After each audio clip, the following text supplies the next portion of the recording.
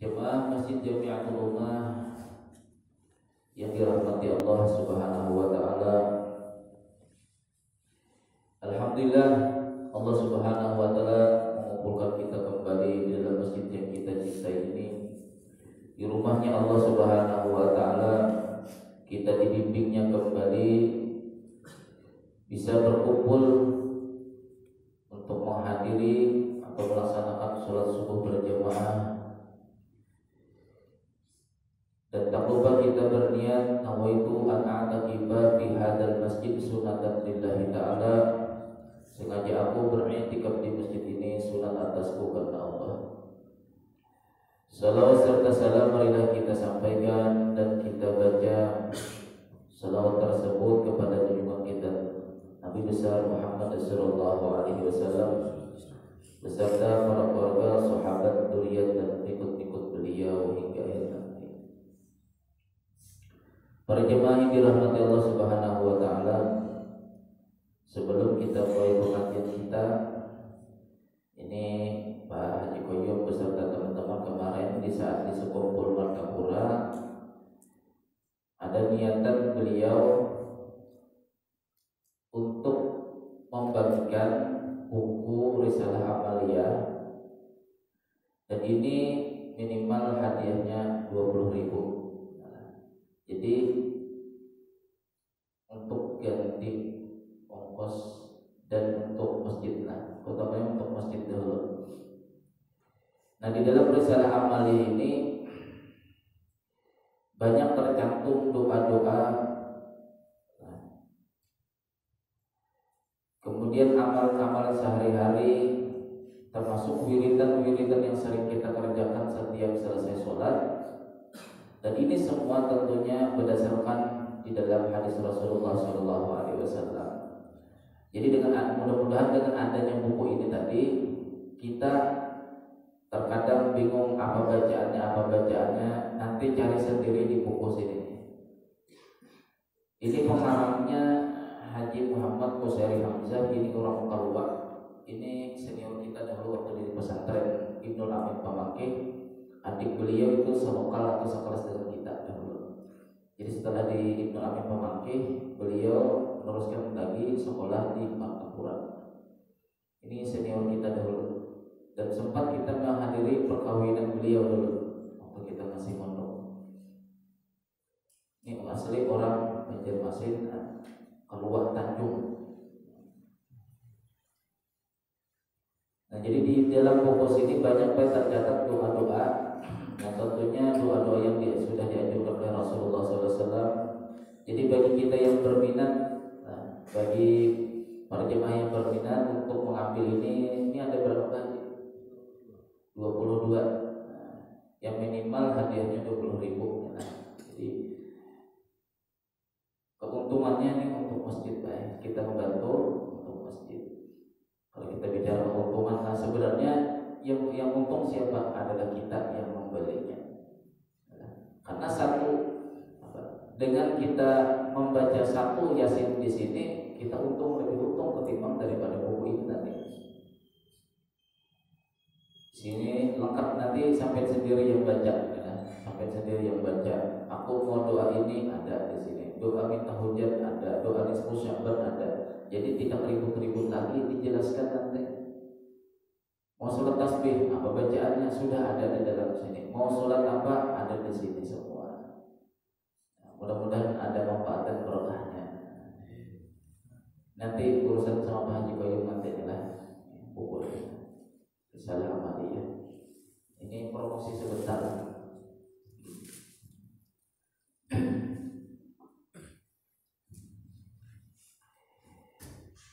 Qala musannifu rahimallahu ta'ala wa nafa'ana bihi wa bi ulumihi wa ulukum fid dharain amin. Syahadat. Dan makna zuhud itu yaitu seperti yang dikata oleh Imam Ghazali rahimallahu ta'ala di dalam kitab Al-Arba'in fi Usuluddin. Imam Ghazali kembali membahas masalah sifat zuhud kemarin. Gururun nafsi anid dunya, wa ziwaluha anha tau'an ma'a qudrati 'alaiha. Kesimpulan kata Imam Ghazali yang paling simpel, nah bahasa kita sekarang ini lah, yang paling simpel arti zuhud itu adalah benci hati daripada dunia dan berpaling daripadanya dikarenakan berbuat taat serta puasa di atasnya. Kata Imam Ghazali, benci terhadap dunia beserta berpaling, tujuan berpaling daripada dunia itu untuk berbuat taat. Karena semakin banyak kita berpaling daripada dunia, itu semakin dihitung taat kepada Allah. Imam Sufyan Ats-Tsauri, nah, itu kalau tidak hilang itu gurunya Imam Hanafi. Ini hidup di zaman tabi'in. Bahkan guru-guru beliau itu sahabat semua. 70 sahabat Rasulullah itu adalah gurunya Imam Abu Hanifah. Nah, Abu Hanifah belajar dari kepada Imam Sufyan Ats-Tsauri. Ini murid-murid para sahabat dahulu kita. Nah, Imam Sufyan Ats-Tsauri, Imam Ahmad bin Hanbal mengambil ringkas arti zuhud itu apa kata beliau? Az-zuhdu fid dunya innama huwa qasrul amal. Zuhud di dalam dunia itu adalah qasrul amal, memperpendek cita-cita. Kalau seseorang memperpendek cita-cita, itu otomatis orang itu tidak akan berpikiran dengan hasil. Karena kebanyakan kita mengerjakan sesuatu, yang pertama panjang angan-angan. Ini nanti bila sudah di sini ke sini lagi. Ini sudah di sini, ini hasilnya seperti ini. Itu panjang angan-angan. Maka apabila panjang angan-angan, ini biasanya yang asal mula kita memerlukan 100.000 untuk bekerja kita. Awal modal bekerja kita misalnya 100.000. Kita hitung-hitung begini, oh berarti nanti keuntungannya 50.000.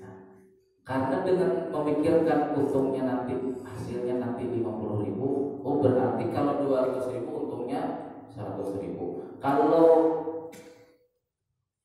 modalnya 1 juta berarti keuntungannya 500.000. Lalu yang asal mulanya punya uang cuma 100.000, lalu mencari hutangan supaya menjadi 1 juta.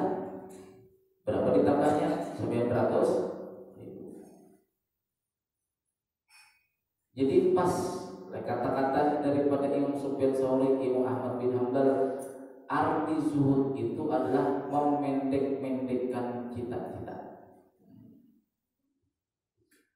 Jadi uang ada yang pas-pasan untuk modal 100.000, adalah kebiasaan kalau 100.000 ini keuntungannya misalnya 50.000 misalnya.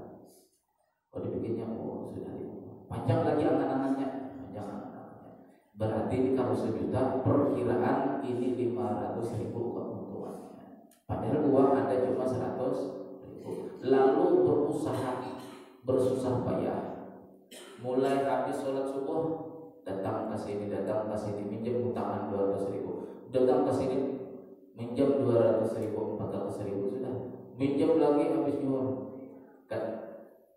Datang lagi ke teman yang lain yang nomor 3, pada waktu hampir sholat zuhur datang mau hutangan di sana, mau minjem hutang supaya menggenapkan 1 juta.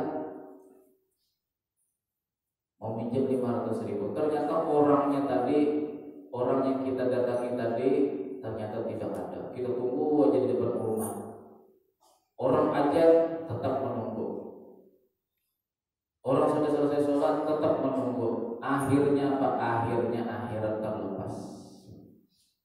Yang asal mulanya kebiasaan bisa sholat berjamaah, sekarang sudah terlepas daripada sholat berjamaah. Karena panjang angan-angan tadi. Ternyata ditunggu-tunggu, pas habis sholat asar baru datang orangnya, baru kita dikasihnya 500.000. Jadi ini caranya supaya zuhud itu syukuri apa yang ada aja. Nah, bahasa kita ya, syukuri apa yang bisa kita kerjakan sekarang, jangan memikirkan sepanjang-panjangnya. Itu sifat zuhud. Bukan kita itu arti itu apakah kita pakai harus yang sobek-sobek, pakaian yang buruk-buruk, bahasa Banjarnya. Bukan yang seperti itu. Arti zuhud itu mensyukuri apa yang di hadapan. Syukuri apa yang di hadapan. Jangan berpikir panjang lagi, bila ini lebih daripada ini kelipatannya, keuntungannya lebih lagi. Terkadang banyak aja orang yang modalnya banyak, ternyata ruginya lebih banyak.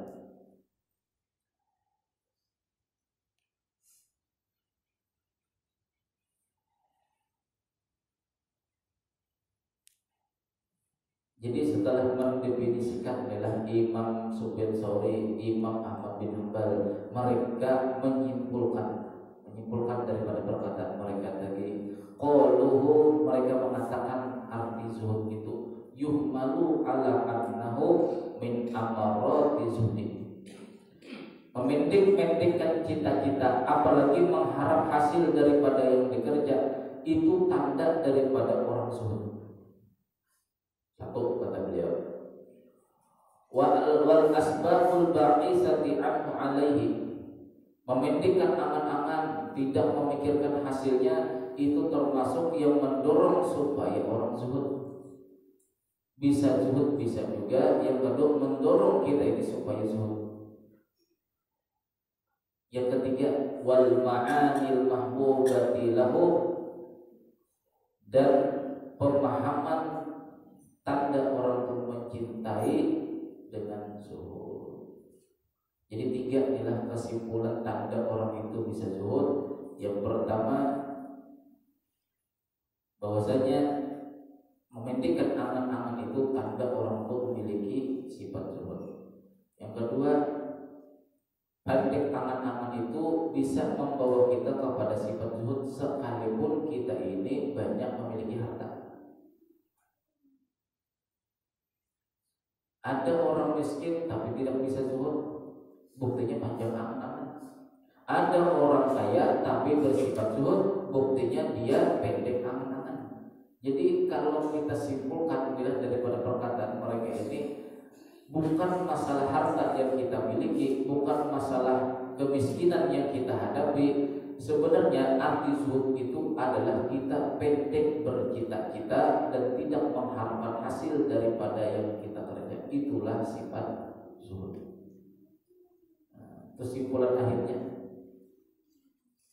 maka kata-kata siapa kemarin di dalam sabda Nabi Shallallahu Alaihi Wasallam dahulu, yang hadis yang terdahulu adalah apabila Allah Taala menghendaki seorang hamba itu baik, Allah memberikan sifat zuhud dia itu di dalam dunia. Kita ini baik, kata Rasulullah, apabila sifat zuhud tadi itu ada di waktu kita dalam dunia. Dan dengan sifat zuhud tadi itu akan menggemarkan kita masalah akhirat. Berarti pemahamannya adalah hadis Nabi ini, orang yang belum zuhud itu berarti tidak gemar dia mengerjakan amal akhirat. Aku ini kenapa dia malas beramal, malas membaca wiridan, malas membaca Quran, itu dikarenakan sifat zuhud tidak ada. Karena dengan kita bersifat zuhud, artinya tidak mencintai dunia, itu otomatis hati kita ini akan terkontrol untuk beramal akhirat. Ma ja'alallahu li rasulin min qalbayni fi jawfi, tidak pernah Allah Ta'ala itu menjadikan dua hati di dalam diri manusia. Jadi kalau sifat zuhud ada, itu akan menarik daripada kita gemar untuk mencintai akhirat. Di saat dunia kita buang di dalam hati kita, di saat itu akhirat selalu kita tuju. Jadi sangat mudah tuh jawabannya. Orang bertanya, kenapa Pak Ustadz ya? Saya itu kalau sholat sekedar yang wajib-wajibnya aja, yang sunatnya saya malas Pak Ustadz. Apa sih amalannya supaya membuang malas? Saya datang ke Ustadz Ano dengan cara berpuasa. Saya datang ke Ustadz Ano caranya mengamalkan zikir. Selama masih kita mengerjakan amaliyah badan, selama kita masih mengamalkan amaliyah badan, sedangkan penyakitnya itu adalah masalah hati, maka tidak cocok. Ini penyakit medis diobati dengan penyakit non medis tidak bisa. Karena masalah yang namanya mencintai akhirat ini adalah masalah hati. Tidak bisa kita dengan amalan-amalan zahir. Tidak bisa, tidak sama obat dengan penyakitnya. Kita penyakit perut, tapi kita obati di luar sini tidak sesuai. Nah sama, kenapa aku malas dia beramal akhirat? Dikarenakan tidak zuhud. Lalu aku datang ke ustaz di sini disuruh puasa, aku disuruh ustaz datang ke ustaz ini disuruh berzikir ini. Hasilnya apa? Nol. Kenapa? Karena penyakit batin bukan dengan cara mengobati dengan penyakit zahir. Jadi penyakit batin kita ini kenapa cinta dengan dunia itu dikarenakan tidak zuhud. Apa amalan supaya zuhud? Memendek-mendekkan amal atau cita-cita dan tidak mengharapkan hasil daripada apa yang kita kerjakan. Nah itu aja kesimpulannya supaya zuhud terhadap dunia tadi. Dua, dalam hadis Nabi tadi, tanda orang itu dicintai Allah, kata Rasulullah, orang itu diberikan sifat zuhud di dalam dunia. Bila sudah ada sifat zuhud terhadap dunia, gemar untuk mengamalkan amalan akhirat. Nah bukan sampai di situ saja. Wa bassarahu bi uyubi nafsihi, orang tadi kata Rasulullah akan selalu diperlihatkan tentang kekurangan diri. Tidak memikirkan kekurangan orang lain. Bahkan kata Rasulullah SAW di dalam hadisnya yang kemarin pada pertemuan kita yang dahulu, adkhalahullahu hikmata fi qalbihi, Allah memasukkan ilmu hikmah di dalam hatinya. Dengan ilmu hikmah yang ada dalam hatinya, dia bisa mengarahkan seseorang. Nah, kamu kalau ingin supaya istiqomah dan beribadah, ini amalannya. Kamu supaya jangan sombong, ini amalannya. Kamu supaya hati kamu tetap di situ, begini amalannya. Itu orang yang sudah diberikan ilmu hikmah. Orang yang diberikan ilmu hikmah adalah orang yang pernah menjalani daripada bersifat zuhud.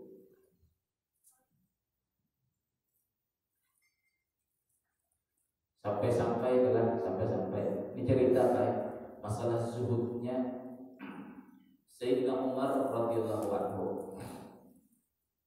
Waqataba malikul Quraisy telah menulis surat Kaisar Romawi.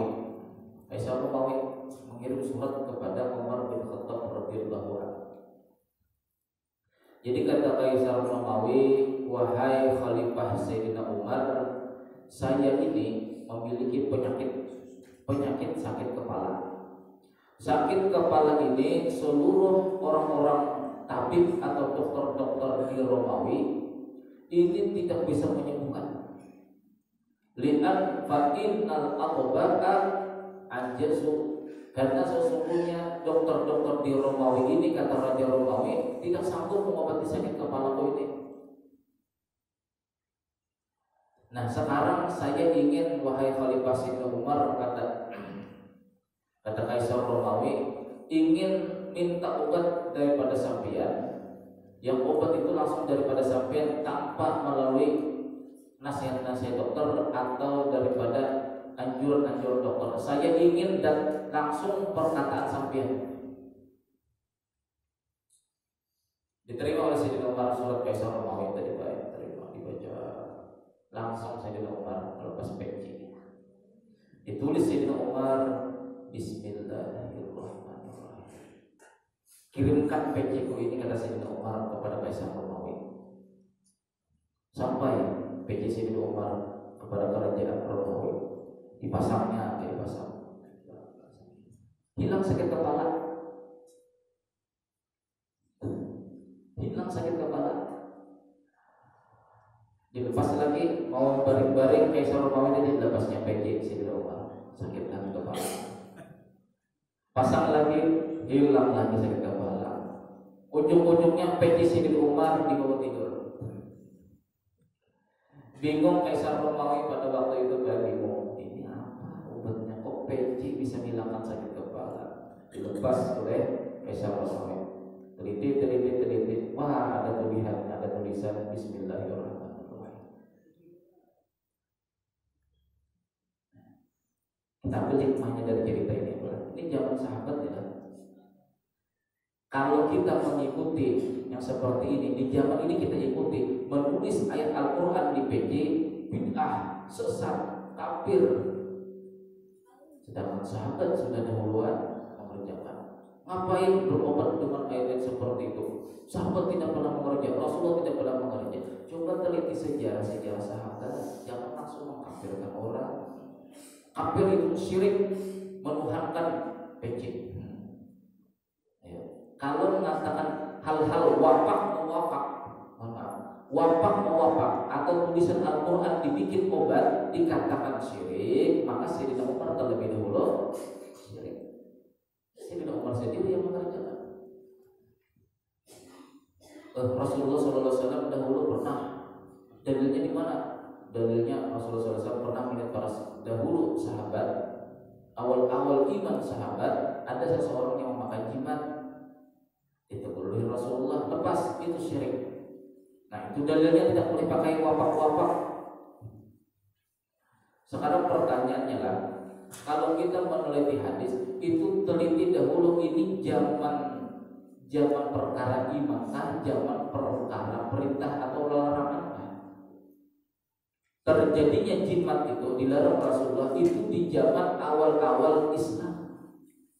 Karena Rasulullah SAW mengajarkan iman itu 13 tahun khusus untuk di Mekah, supaya jangan berpegang kepada selain daripada Allah. Jadi itu wajib keras.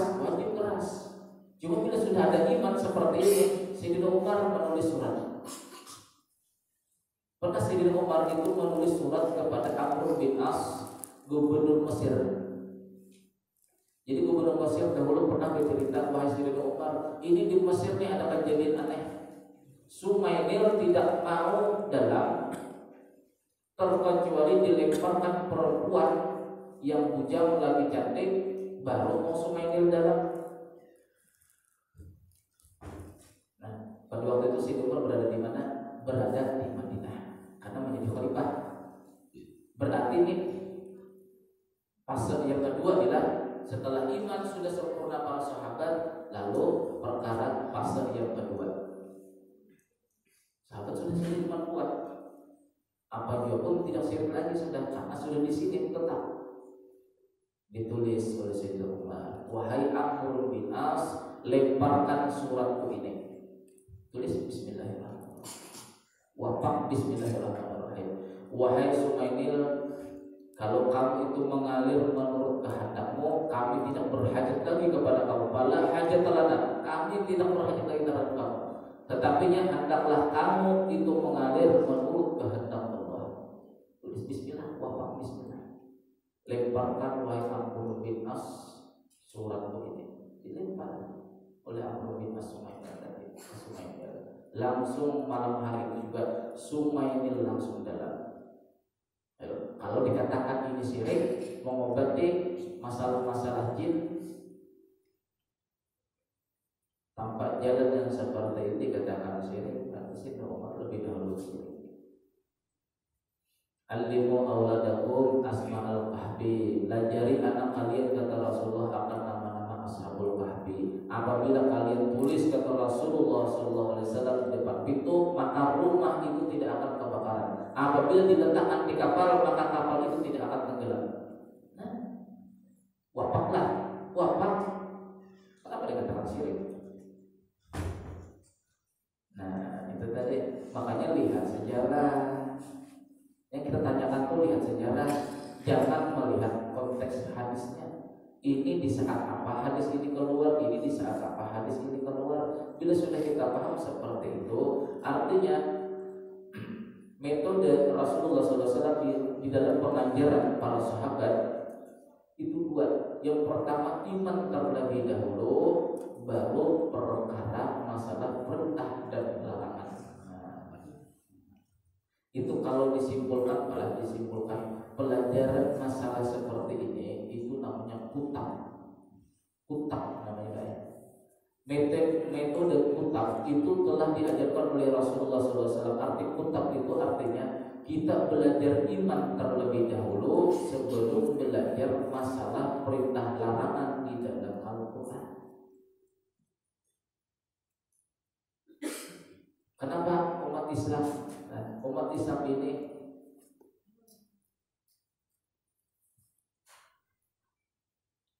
berada jauh daripada umat-umat yang lain, lebih maju dikarenakan kita metode sekarang ini, pengajaran sekarang ini tidak seperti pengajaran Rasulullah. Makanya runtuhnya Turki Utsmaniyah, ya kan? Itu jayanya Islam kan? Turki Utsmaniyah itu dikarenakan berubahnya daripada metode pengajaran Rasulullah SAW. Ada sahabat Rasulullah SAW ini pernah berkomentar kepada para juniornya, bahasa kita sekarang junior. Sahabat Rasulullah itu senior, junior mereka adalah para tabi'in. Jundub bin Abdillah ini pernah mengatakan, wahai para tabi'in, lah kunna fityanan khazawirah. Kami dahulunya adalah pemuda-pemuda yang baru akil balik. Jadi ini usia SMP ya, usia SMP. Ma'a Rasulullah sallallahu alaihi wasallam, kami diajari oleh Rasulullah sallallahu alaihi wasallam. Mulai muda-mudi sudah diajari Rasulullah. Apa? Pertama sama-sama diajari Rasulullah. Ta'allamnal imana, kami belajar masalah iman terlebih dahulu. Qabla an ta'allamana Al-Quran, sebelum kami belajar Al-Quran. Summa ta'allamna Al-Quran, kemudian kami belajar Al-Quran. Fasdada imanana, bertambahlah iman kami. Ini dua metode Rasulullah SAW. Sehingga jayanya Islam itu karena metode seperti ini. Iman dahulu. Karena dengan adanya iman telah perintah dan larangan Allah itu sangat mudah kita laksanakan. Perintah Allah kenapa kita kerjakan? Karena sudah ada iman. Larangan Allah kenapa kita jauhi? Dikarenakan ada iman. Yang sekarang apa? Perintah larangan terlebih diutamakan. Bahkan undang-undang sekarang itu semakin banyak. KUHP semakin banyak undang-undang, semakin banyak ini pelanggaran kan aneh. Coba kita pikirkan. Semakin banyak undang-undang yang diciptakan, yang dibuat oleh pemerintah, kok semakin banyak pelanggaran. Itu dikarenakan apa? Dikarenakan iman. 13 tahun Rasulullah. Kita ambil hikmah perjalanan Rasulullah aja lah. Kita tidak terlalu banyak bicara masalah zuhud, karena dengan adanya iman ini akan membimbing kita kepada zuhud. Jadi kita ambil fondasi yang pertama adalah iman dahulu. 13 tahun Rasulullah untuk membina sahabat adalah masalah iman. Setelah iman kuat, baru syariat timbul. Makanya kan ada di dalam Al-Quran itu dua, ada ayat Makkiyah, ada ayat Madaniyah. Ayat Makkiyah itu adalah ayat yang turun di Mekah. Itu kalau sampai baca sendiri, itu semuanya perkara iman. Iman aja. Jadi apabila surah Makkiyah itu adalah surah yang mengenai masalah iman.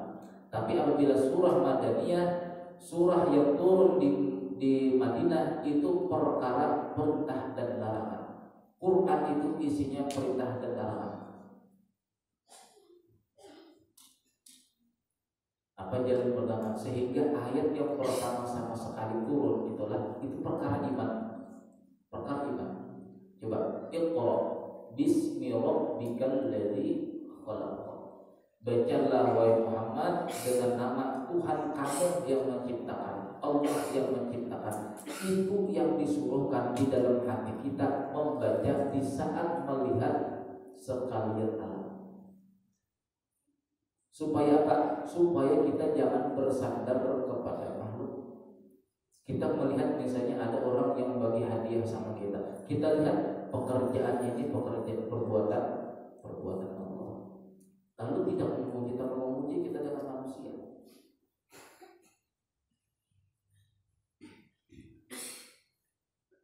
Iqra bismi rabbikal ladzi khalaq.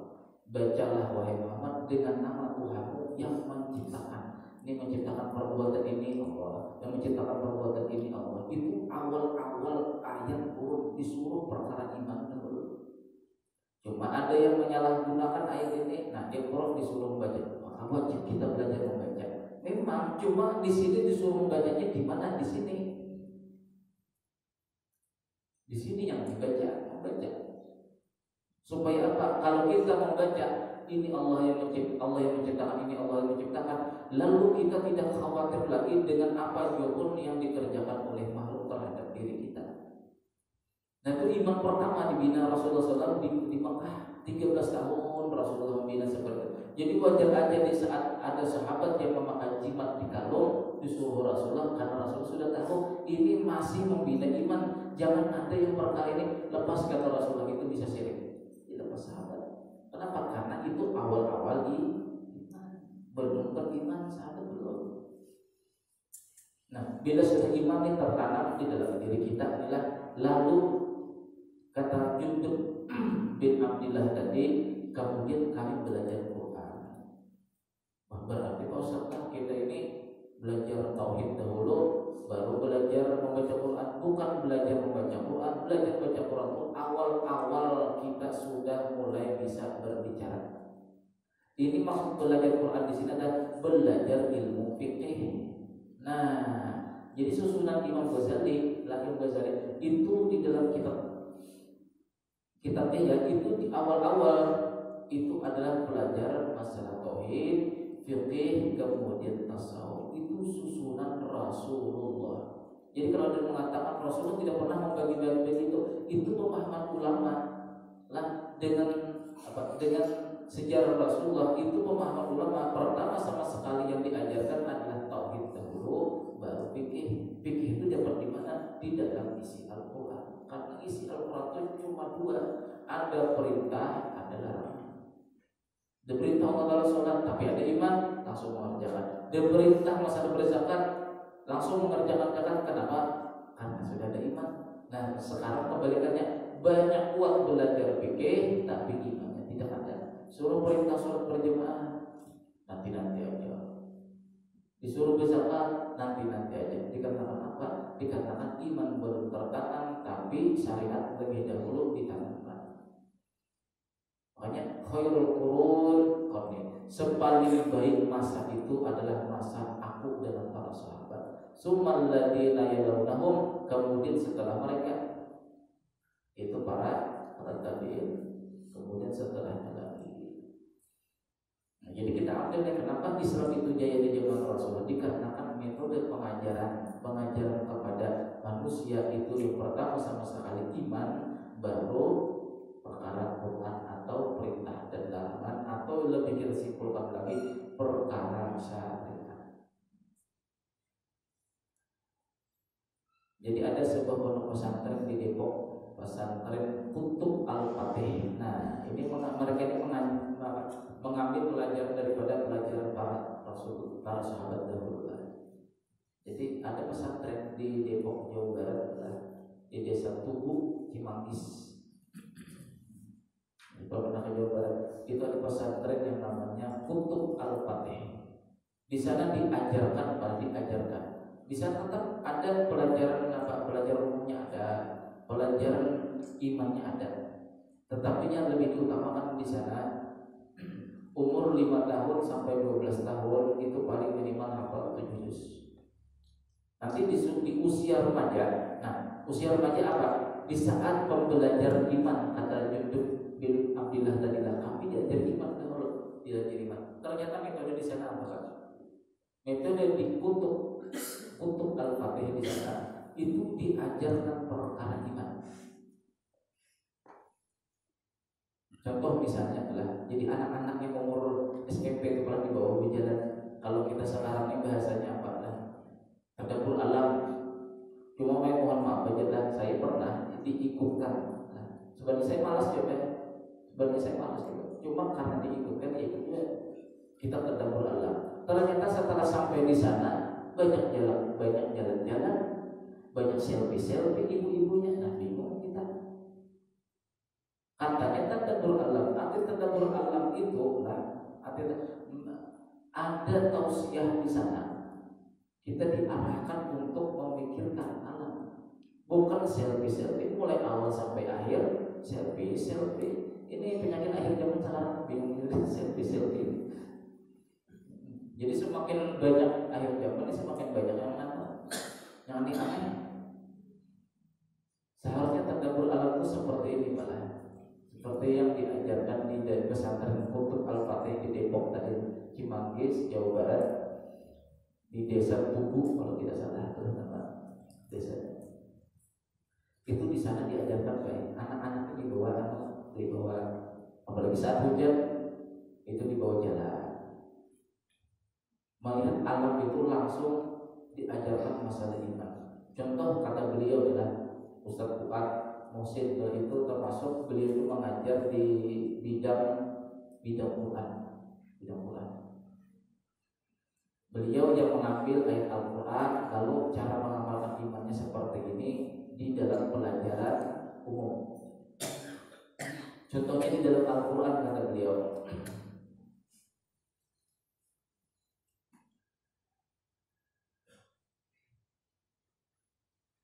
pada surah Qaf.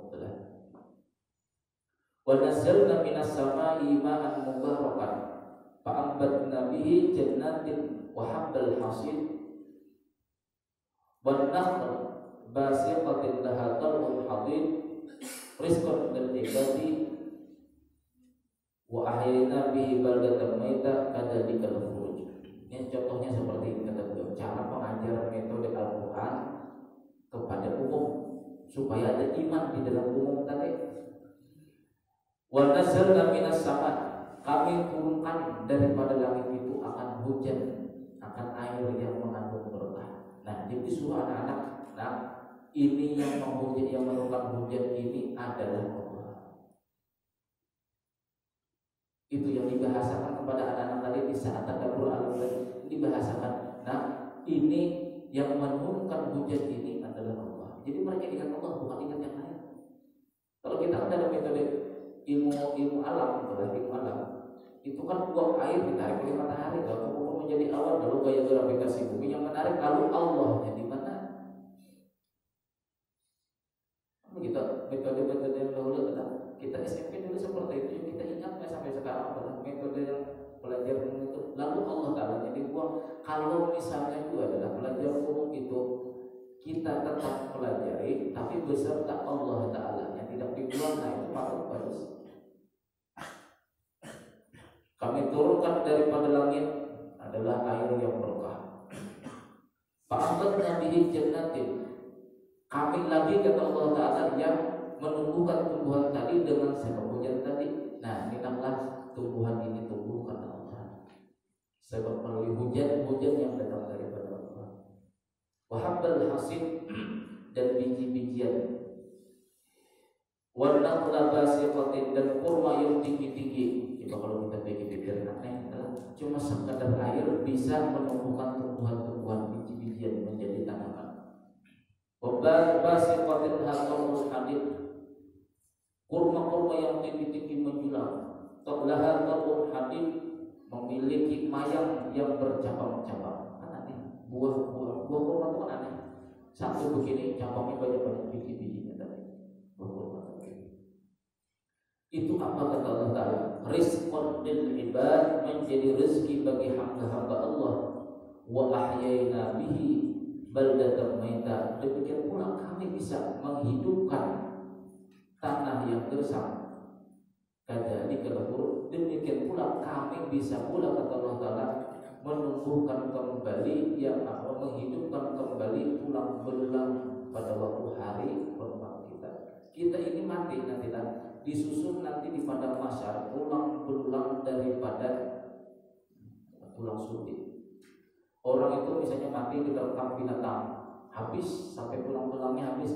Nanti yang akan dikumpulkan di padang mahsyar itu cuma cuma tulang ekornya atau tulang sulbi. Jadi bila sudah tersusun di padang mahsyar, sudah tersusun adalah tulang sulbi si anu tersusun, walaupun matinya di laut akan diangkat Allah dalam tulang sulbinya, disusun di padang mahsyar. Ini matinya terbakar, ngapit pembakaran mayat dibalik, disusun tulang ekor tadi di padang mahsyar, disusun. Anzalna minas sama'i menurunkan hujan dari langit. Hujan tadi itu meresap ke dalam tanah, masuk ke dalam tulang sulbi kita. Lalu tulang sulbi tadi membentuk tulang, membentuk daging, membentuk urat, membentuk darah, membentuk seluruh kulit, lalu jadi manusia. Kadzalika al-khuluq, demikian pula kami akan menumbuhkan, kata Allah Ta'ala, tulang ekor tadi itu menjadi manusia. Nah, itu ditanamkan pada waktu tadabbur alam tadi. Lalu ada iman di dalam diri mereka. Jadi pelajaran umum memang harus diganti dengan pelajaran Al-Quran. Nah, itu iman ya, jadi diterapkan di pesantren di sana sekolah. Ini mungkin baru-baru ada di Indonesia adalah pesantren Kutub Al-Fatih. Itu menanamkan seperti pelajaran para sahabat dahulu. Iman dahulu, baru perkara syariat. Tauhid dahulu, baru fikih. Karena banyak yang paham fikih, lah paham hukum, tapi banyak melanggar di kalangan karena imannya. Cuma kita jangan tinggal diam, bilang artinya aku dahulu tidak pernah belajar tauhid, aku sekarang sudah belajar fikih. Jangan berdiam sampai di situ. Perlu lagi kita belajar tauhid supaya iman kita ini kuat. Jangan tertinggal lah, biar aja sudah. Mungkin aku beribadah, jangan sampai, karena beribadah itu tanpa bertauhid itu kosong.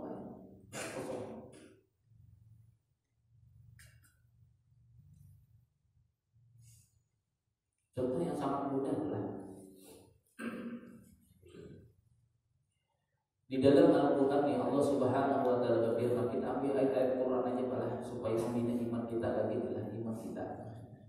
Ma min musibatin fil ardi wala fi anfusikum illa fi kitabin min qabli an nabra'aha inna dzalika 'ala Allahi yasir likai la ta'saw 'ala ma fatakum wa la tafrahu 'ala ma wa la tafrahu bima atakum wallahu la yuhibbu kulla mukhtalin fakhur alladziina yabkhaluna wa ya'muruna an-nasa bil bukhli wa man yatawalla fa innallaha huwal ghaniyyul hamid. Ma min musibatin fil ardi wala fi anfusikum. Ini iman Quran adalah Quran. Jadi kalau kita sebagai tauhid, kenapa ini ayat Al-Quran ini bisa menambah iman kita? Adapun musibah, arti musibah itu sesuatu yang terjadi kepada kita, baik itu perkara baik ataupun perkara buruk. Jangan dikatakan musibah itu adalah sesuatu yang buruk, jangan. Bahkan Rasulullah SAW itu pernah menegur kita. Ini kita semua ditegur Rasulullah. Apa kata Rasulullah? Man Allahullahu ni'matan falyuhadir an takuna ni'matan. Barang siapa yang selalu diberi Allah Ta'ala nikmat, hendaklah dia berhati-hati antakuna nikmatan. Siapa tahu nikmat itu adalah berupa atau berbungkus daripada azab. Berarti pemahamannya apa? Terkadang Allah Ta'ala memberikan azab itu melalui nikmat, terkadang melalui azab itu diberi Allah Ta'ala kita nikmat. Berarti kesimpulannya Pak, setiap musibah, arti musibah itu sesuatu nikmat, sesuatu bala yang terjadi di muka bumi, kata Allah. Wa fi anfusikum, dan pada diri kalian, di dalam rumah tangga kita atau kita sendiri.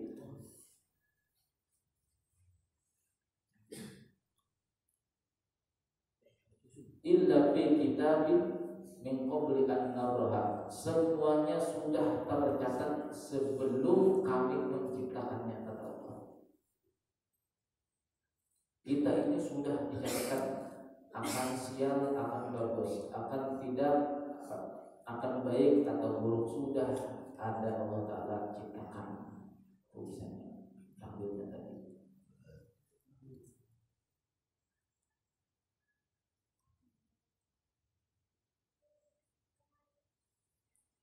Inna dzalika 'alallahi yasir, sesungguhnya yang demikian itu kata Allah Ta'ala sangat mudah bagi Allah. Apa tujuannya? Yang kita harapkan adalah apa sih hikmahnya? Allah Ta'ala sudah mencatatkan takdir kita. Ma min musibatin fil ardi wala fi anfusikum illa fi kitabin min qabli an nadra'aha inna dzalika 'alallahi yasir. Tidak ada musibah yang terjadi di muka bumi apa jawaban? Wa fi anfusikum, di dalam diri kalian.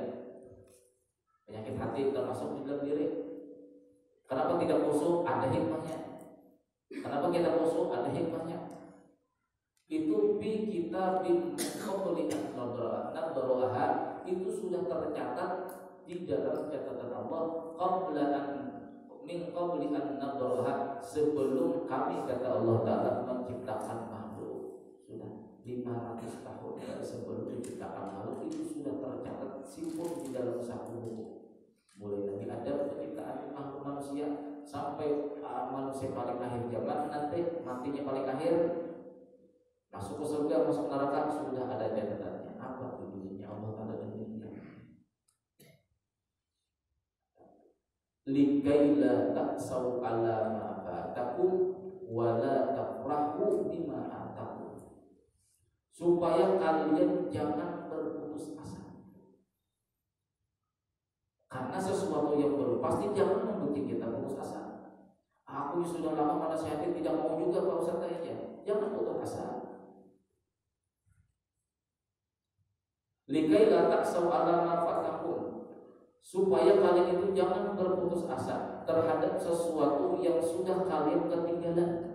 Aku sudah tua aja, sudah biarkan aja syariat aja, sudah tauhid tidak usah. Jangan sampai demikian.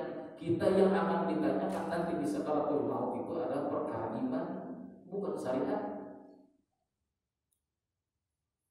Mumpung ada kita misalnya yang mengajari tauhid, adalah ikut saja, jangan berputus asa. Masalah paham itu hidayah Allah, masalah paham itu hidayah Allah. Yang penting kita kerjakan dahulu. Mudah-mudahan ini adalah jalan takdirku, aku bisa memahami tauhid. Kullukum muyassarun lima khuliqalah. Ada seorang sahabat datang kepada Rasulullah, wahai Rasulullah, kalau semua takdir manusia itu sudah ada catatannya, berarti apa gunanya beramal? Kami sholat, kami puasa, baca macam-macam, apa gunanya beramal?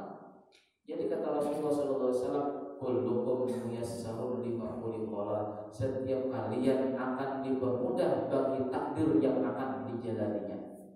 Siapa tahu dengan kita tetap belajar fikih, tetap belajar tauhid, itu siapa tahu itu jalan takdir kita selamat pada waktu sakaratul maut. Itu harapan kita. Jangan sampai putus asa. Likaila taksau ala ma fatakum, jangan kalian berputus asa. Itu tujuan Allah Ta'ala menciptakan musibah itu terlebih dahulu sebelum kita diciptakan. Jadi kalau kita ini sudah diciptakan, takdir kita dengan takdir kita sudah diciptakan Allah Ta'ala, masuk ke neraka. Sudah tahu kita kan sudah diciptakan, berarti kan kita tidak tahu nilai baik tidak kan. Nah, di dalam kita misalnya mohon maaf, di dalam keadaan maksiat, berusaha, aku sudah kebanyakan maksiat, aku sudah begini aja, sudah terserah aja lagi mau masuk surga masuk neraka, jangan. Itu namanya putus asa. Siapa tahu dengan maksiat tadi itulah, makanya di dalam kitab Hikam karangan Ibnu Athaillah As-Sakandari, bahwasanya maksiat itu bisa menjadi adab dan maksiat itu bisa menjadi hikmah. Jadi apa? Dengan sebab mungkinlah orang itu dijalankan Allah, ditakdirkan Allah melakukan maksiat begitu banyak. Nah, waktu masa tua-tuanya dia Allah diberi Allah Ta'ala taubat. Dengan adanya maksiat tadi malah orang pasti akan selalu menangis. Itu hikmahnya, lalu kita tidak putus asa. Selalu banyak menangis, selalu bersandar kepada Allah. Orang yang banyak, orang yang pakaiannya sangat kotor, itu akan lebih banyak membersihkan ketimbang orang yang tidak pernah kotor. Ya. Dan yang kedua hikmahnya, orang yang banyak kotor tadi akan selalu memperhatikan supaya jangan kotor lagi. Nah, sedangkan orang yang tidak pernah kotor, yang pertama dia malas, masih bersih juga cukup 3 hari baru dicuci. Coba orang yang sering kotor, dibersihkan terus, dibersihkan. Bahkan di sana Di saat dia bersihkan terus, kok capek juga bersihkanlah, sudah yang penting aku perhatian supaya jangan kotor. Lalu ada bimbingan supaya menjaga baju ini jangan kotor. Nah, kayak itulah kehidupan manusia.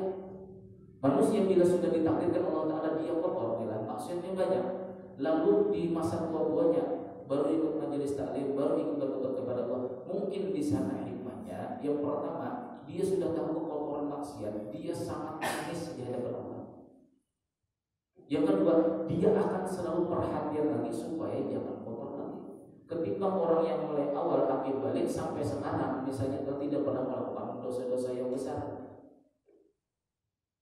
dosa-dosa lalu tidak perhatian sehingga tergelincir dengan maksiat. Wah, kalau begitu jadi aku bermaksiat aja dulu, baru bertobat nanti. Iya, kalau takdir menyatakan diri kita panjang umur, siapa tahu di tengah-tengah menikmati kemaksiatan tadi mati. Likai la ta'saw, supaya kalian jangan berputus asa ala ma fatakum, terhadap sesuatu yang kalian telah lewati. Nah, aku dulu begini, mungkin jadi sekarang. Mudah-mudahan yang ku jalani ini adalah takdirku dahulu. Wala tafrahu bima ataku.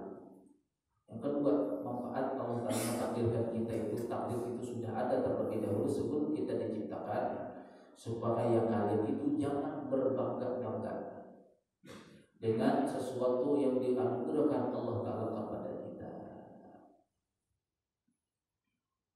Jangan berbangga kita bisa sholat berjamaah 5 waktu tanpa talam sedikit pun. Jangan berbangga kita sering melaksanakan sholat sunat. Jangan berbangga kita bisa mengaji Al-Quran, karena tidak tahu ujung-ujungnya apa kita. Tidak tahu, tidak tahu. Nah, lalu Allah Subhanahu wa taala menyatakan apa? Wallahu la yuhibbu kulla mukhtalin fakhur. Sesungguhnya Allah Ta'ala tidak selama-lamanya tidak mencintai orang yang memiliki kesombongan lagi membanggakan diri. Nah, itu kesimpulan ayat. Kalau kesimpulan ayat tadi, kesimpulan ayat apa tujuannya? Allah Ta'ala mentakdirkan kita, takdir itu sudah dahuluan ditulis Allah Ta'ala sebelum kita diciptakan, supaya kita jangan berputus asa, supaya tetap berpegang kepada Allah, supaya ada harapan mudah-mudahan ini takdirku. Dan yang kedua, supaya kita jangan berbangga. Jangan berbangga. Siapa tahu ujung-ujungnya aku tidak baik. Sekarang mungkin aku baik, siapa tahu nanti ujung-ujungnya di akhir hayat aku mati dalam keadaan tidak baik. Lalu tidak bangga dengan keadaan amal baik yang kita kerjakan. Allah Ta'ala tidak mencintai orang yang menyombongkan diri dan orang yang membanggakan diri. Lalu dinyatakan Allah Ta'ala tanda orang itu adalah sombong lagi membanggakan diri. Alladzina yabkhaluna, mereka yang bakhil, mereka yang kikir. Wa ya'muruna an-nasa bil bukhli, dan menyuruh manusia lagi supaya bakhil. Jadi tanda inilah, saya masih ingat pala guru batin saya, guru makrifat saya, guru tauhid saya mengajarkan kepada saya, dan pelajaran ini tidak pernah saya dapatkan selama mondok di pesantren. Saya mondok di pesantren hampir 8 tahun, tidak pernah saya mendapatkan ilmu yang hikmah yang seperti ini. Di pesantren itu 8 tahun tidak dapat rumus ilmu hikmah. Jadi kata beliau, nak, padahal beliau tidak lulusan pesantren. Yang mengajari saya ini bukan lulusan pesantren, yang diajari lulusan pesantren. Kalau kamu ingin hafal Quran, kan alhamdulillah. Kalau kamu hafal Quran, kalau ingin mengambil hikmah ayat Al-Quran, baca terjemahannya dari awal sampai akhir. Kemudian baca mulai akhir ke awal. Sama kita ambil hikmahnya di sini pada 3 ayat ini tadi. Yang pertama musibah, ialah musibah itu sudah ditakdirkan Allah. Yang kedua tujuannya supaya kita jangan bangga, supaya kita jangan putus asa, karena Allah tidak mencintai orang yang bangga dan sombong. Nah, orang sombong itu apa? Orang sombong itu kata Allah adalah orang yang menyuruh, orang yang bakhil, orang yang kikir, dan menyuruh manusia supaya kikir juga. Jadi kalau kita simpulkan, Orang yang kikir atau orang yang bakhil adalah orang-orang yang membanggakan dirinya, orang-orang yang sombong. Itu dikarenakan apa? Dikarenakan mereka lah berputus asa dengan sesuatu yang telah lewat dan berbangga diri dengan sesuatu yang dapat yang dianugerahkan oleh Allah kepada diri mereka. Kenapa mereka seperti itu? Karena mereka menyatakan bahwasanya takdir itu belum dicatat Allah Subhanahu wa taala. Nah, besar itu. Jadi mengambil hikmah suatu ayat, baca atas ke bawah, bawah ke atas. Ada di tengahnya kata putus. Jadi seakan-akan saya seakan-akan bertemu dengan seorang guru tadi. Walaupun beliau tidak tamat pesantren, itu beda umur daripada saya itu 10 tahun. Saya tahun 83, beliau lahir tahun 73. Bedanya 10 tahun aja. Tapi setelah kita belajar dengan beliau masalah tauhid, seakan-akan kitab saya satu lemari itu seakan-akan tidak ada. Jauh dibandingkan dengan satu ilmu-ilmu yang seperti ini. Di saat kita membaca ayat depan ke akhir-akhir ke depan dapat ilmu hikmah. Karena yang terjadi ilmu hikmah. Kalau ilmu-ilmu yang biasa itu orang-orang non-muslim pun bisa bahkan belajarnya apa. Tapi kalau ilmu hikmah itu khusus kepada orang-orang yang diberikan Allah Taala sifat zuhud di dalam hati mereka. Jadi kita ulang kesimpulan akhir daripada ayat ini, nah, orang yang bakhil, orang yang kikir dan bahkan senang menyuruh manusia supaya kikir, misalnya sumbang di sana tidak ada bukti, tidak usah menyumbang, tidak usah menyumbang, aku tidak menyumbang. Ya, nah, orang yang seperti itu adalah orang-orang yang sombong lagi membanggakan diri. Orang yang sombong lagi membanggakan diri tandanya apa? Di atas tadi ayat yang di atasnya, orang-orang yang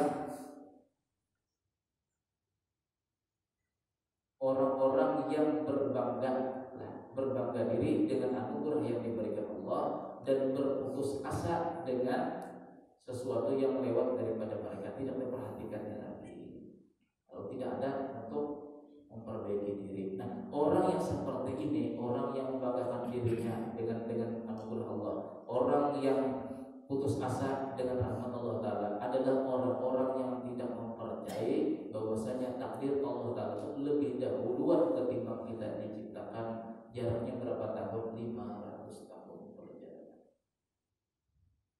Nah, mudah-mudahan ada manfaatnya. Mudah-mudahan Allah Subhanahu wa taala selalu memberikan taufik dan hidayah kepada kita bersama bisa mengamalkannya. Mudah-mudahan dengan adanya pengajian kita seperti ini, menjadi taklim kita seperti ini, Allah Subhanahu wa taala menjadikan kita sebagai orang-orang yang kuat iman, kuat di dalam bertakwa, kuat di dalam beramal untuk menuju akhirat kita. Mudah-mudahan dengan demikian itu adalah jalan takdir kita husnul khotimah nantinya, dan mudah-mudahan dengan jalan husnul khotimah tadi nantinya kita bisa mengharap pada Allah Taala kita digabung dengan beserta Rasulullah SAW. Amin ya rabbal alamin. Ada hadis ini yang walaupun itu sholihah ila hadratin nabiyina sallallahu alaihi wasallam. Al-Fatihah.